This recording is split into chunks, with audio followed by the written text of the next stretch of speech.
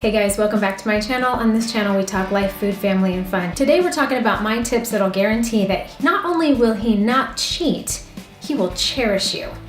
Want to know my 5 tips? Stay tuned, and let's do this.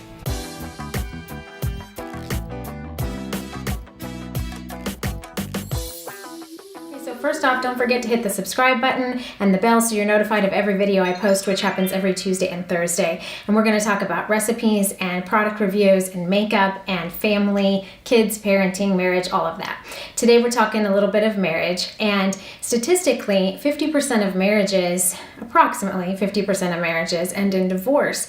And some of that is due to cheating, and other of that is due to complacency or just falling out of love or deciding not to stay in love. And that's really, really unfortunate. And while I am not an expert, I have been married for almost 24 years, got married at 20 when we knew absolutely nothing, and we've definitely learned some things along the way. So I'm going to give you my 5 top tips that will hopefully ensure that your marriage will stay strong and last a lifetime. So first off, disclaimer, there is always an exception to every rule. There are some serious jerks out there, both men and women, and no matter what you do, they may not stay. And my heart just breaks for those people, because even if you try your hardest, you're not going to change them. And that's unfortunate. We live in a fallen world. But in my opinion, if you start off with Jesus, you've got a leg up. All right, tip number 1. Food. Make yourself a dang quesadilla. There's this old saying that the way to a man's heart is through his stomach, and I'm pretty sure that's true. Correct me if I'm wrong, guys, but if your woman is fixing you an amazing meal that's your favorite on the regular, you're gonna be pretty happy about that. I don't know about you guys, but if my husband is super hungry and he hasn't eaten in a long time, man, the Grinch comes out. Well, what's there to eat? I hope he's not watching this. But seriously, if you feed him well, you are starting off right. Tip number 2, have sex often. Wait, is she really gonna talk about this?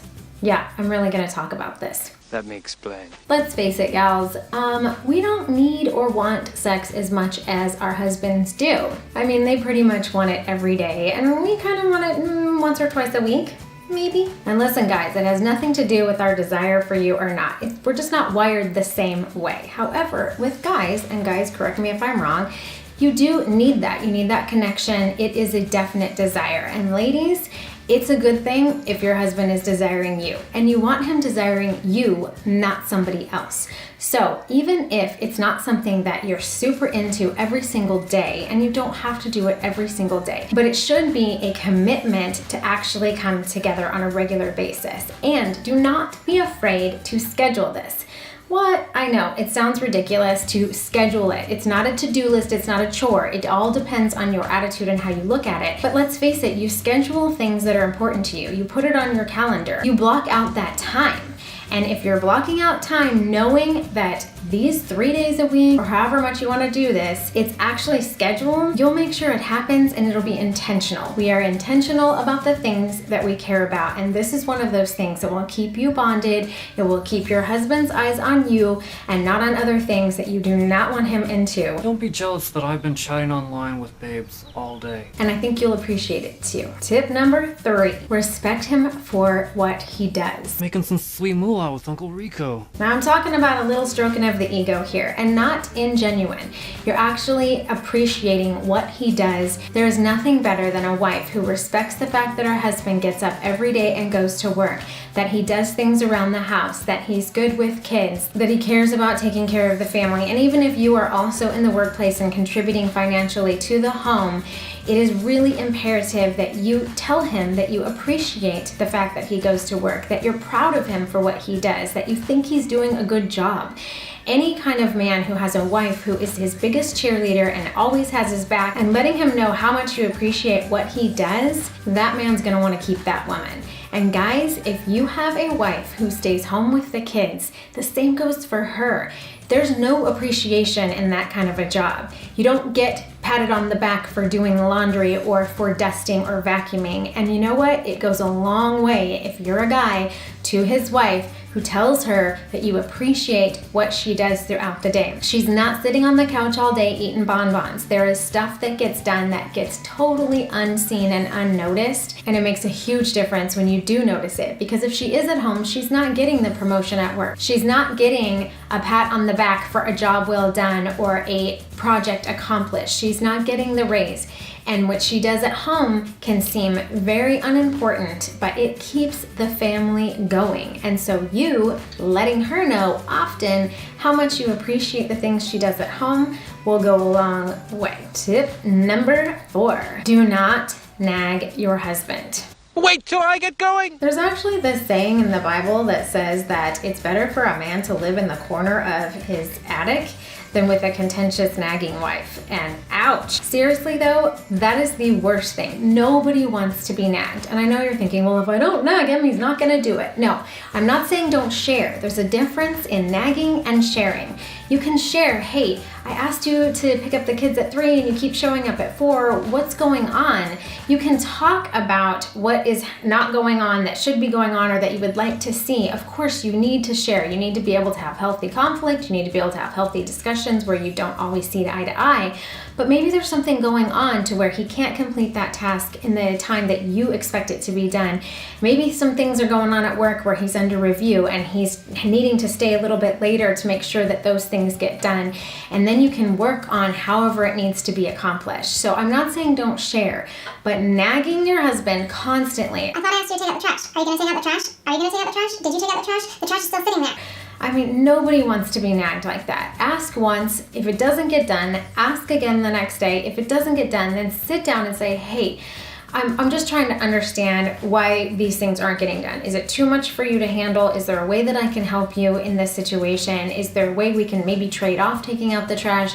Let's work this out. But nagging never does anything but make you bitter and angry on the inside because you're just like boiling on the inside, and then him tuning you out and not even hearing what you say because it's constantly in his ear. Don't do it. And lastly, tip number 5, don't complain to your girlfriends about your husband. It's like I'm talking to a monkey. Whoa now. A really, really big, stupid monkey. I have seen this so many times, and when I was first married in the first 5 years, woman in my early 20s, I did this too. And from personal experience, I would sit with my girlfriends, we'd go get a coffee or a glass of wine somewhere, and one of them would be talking about how she was so annoyed that her husband didn't ever help out with the laundry, and just la la la la la la la constantly. And to be honest, me doing the laundry at that time never bothered me. I never was irritated that my husband wasn't folding the laundry.